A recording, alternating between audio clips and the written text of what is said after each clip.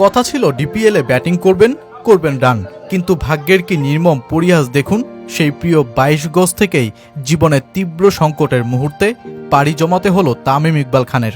খেলার মাঠ থেকে জায়গাটা হলো হাসপাতালের বিছানায়। অবস্থাটা এমন দাঁড়িয়েছিল যে সাভার থেকে ঢাকায় আসার সময়টাও পেলেন না তিনি। ঠিক যেই সময়টায় থাকার কথা ছিল হাসি খুশি, সেই সময়টায় তামিম অবচেতন, জীবন মৃত্যুর সংকটে ডুবে। বাংলাদেশের মানুষের আজ হৃদয়ে রক্তক্ষরণ। সমর্থক তো বটেই, ঘোর সমালোচনাকারীরাও আজ প্রার্থনায় তামিম ইকবালের জন্য। সময়টা সকাল 9:30। ডিপিএলের ম্যাচ খেলতে হাসি মুখে টসটাও করে ফেলেছিলেন তামিম। তবে ফিল্ডিংয়ে নামার আগে বুকে তীব্র ব্যথা অনুভব করতে শুরু করেন তিনি। গ্যাস্ট্রিক জনিত সমস্যা হতে পারে, তাই ঔষধও সেবন করেন। কিন্তু তামিম বুঝতে পারেননি সমস্যাটা আরও জটিল হতে যাচ্ছে। আর এরপর বুকে আরও ব্যথা বাড়ায় তামিম সাভারের কেপিজে হাসপাতালে যান। কিন্তু তার পরিকল্পনা হেলিকপ্টারে করে দ্রুত ঢাকার এভারকেয়ার হাসপাতালে পৌঁছানো। সেই অনুযায়ী ফের বিকেএসপিতে ফিরে কপ্টারে ওঠার মুহূর্তেই তার অবস্থা সংকটাপন্ন হয়ে পড়ে।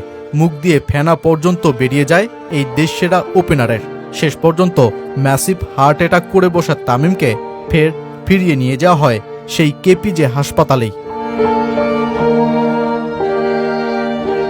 অতঃপর শুরু হয় বিশেষজ্ঞ ডাক্তারদের জীবন বাঁচানো লড়াই। দুইবার হার্ট অ্যাটাক করে বসা তামিমের হার্টে বসানো হয় রিং।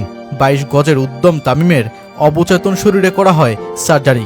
গোটা দেশের মানুষও তখন প্রার্থনায় তামিমের সুস্থতায়। অবশেষে সকলের দোয়ায় সফল হয় রিং পরানো। অবচেতন তামিম কথা বলতে শুরু করেছেন পরিবারের সাথেও। তবে আপাতত 48 ঘন্টার পর্যবেক্ষণেই থাকতে হবে তাকে। তামিম ইকবালের এমন হঠাৎ অসুস্থতায় দেশ ছাড়িয়ে বহির্বিশ্বেও আলোড়ন বয়ে গেছে।